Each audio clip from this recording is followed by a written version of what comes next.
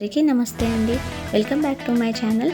ఈ వీడియోలో శని జయంతి, వైశాఖ అమావాస్య అని శని జయంతిగా జరుపుకుంటాం. అయితే శని జయంతి మరియు అమావాస్య ఒక రోజున రావడం హిందూ సంప్రదాయాలలో ఎంతో పవిత్రంగా భావిస్తారు. ముఖ్యంగా శనివారం రోజు అమావాస్య వస్తే దానిని శని అమావాస్య అని అంటారు.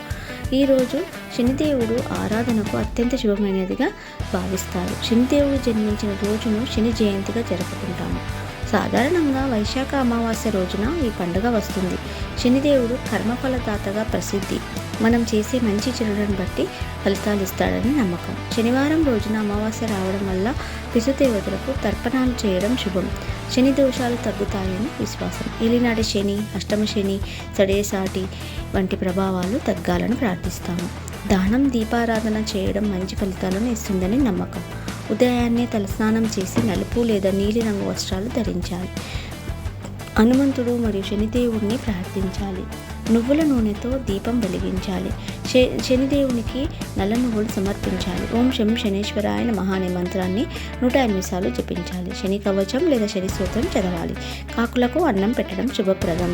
ఈరోజు చేయవలసిన దానాలు ఏంటి అంటే నల్ల దుస్తులు కానీ, నల్ల నువ్వులు కానీ, ఇనుప పాత్రలు కానీ, నూనె మరియు పేదలకు అన్నదానం చేయాలి. అలాగే శనిదేవుని పుట్టుక గురించి ఇప్పుడు తెచ్చుకుందాము. హిందూ పురాణాల ప్రకారం శనిదేవుడు సూర్యదేవుడు మరియు సంజ్ఞాదేవి రూపమైన ఛాయాదేవి కుమారుడు. శనిదేవుని పుట్టుకకు సంబంధించిన కథ చాలా విశేషంగా ఉంటుంది. శనిదేవుని పుట్టుక కథ. సూర్యదేవుని భార్య సంజ్ఞాదేవి సూర్యుని తీవ్ర తేజస్సును భరించలేక తన నీడ రూపమైన ఛాయను అక్కడ ఉంచి తపస్సు చేయడానికి వెళ్ళింది. ఛాయాదేవి సూర్యునితో కలిసి జీవిస్తూ శనిదేవునికి జన్మనిచ్చింది. శనిదేవుడు తల్లి గర్భంలో ఉన్నప్పుడు ఛాయాదేవి పరమశివుని గురించి తీవ్రమైన తపస్సు చేస్తుంది.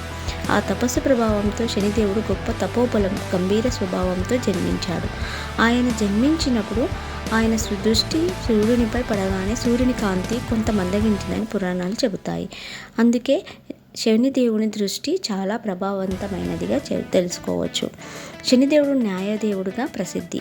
మనుషుల కర్మలకు అనుగుణంగా ఫలితాలు ఇస్తాడని నమ్మకము. దేవుని ప్రార్థన. నీలాంజన సమాభాసం రవిపుత్రం యమాగ్రజం ఛాయామార్తాండ సంభూతం తం నమామి శనేశ్వరం.